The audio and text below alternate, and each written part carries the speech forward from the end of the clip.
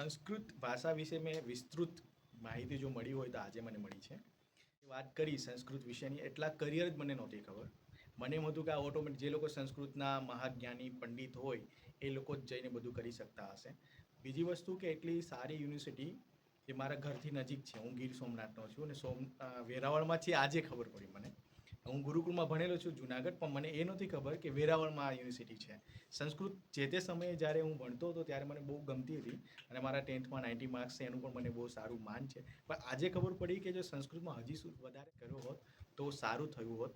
હું ઈચ્છીશ કે મારા છોકરાઓ, મારા બાળકો મેમ પાસે અને બેન પાસે અને સંસ્કૃત વધારે સારી રીતે શીખે. એનાથી વધારે શું મારે ફીડબેક આપવો કે હું હવે આગળ આને વધારે બધાને રિકમેન્ડ કરીશ કે શીખવી જ જોઈએ. તમારા પોતાના સેલ્ફ ડેવલપમેન્ટ માટે અને સંસ્કૃતના ઘણા બધા આપણા ગ્રંથો છે એના રહસ્ય ઉજાગર કરવા માટે, દરેક પ્રશ્નોના હલ માટે સંસ્કૃત શીખવી જોઈએ.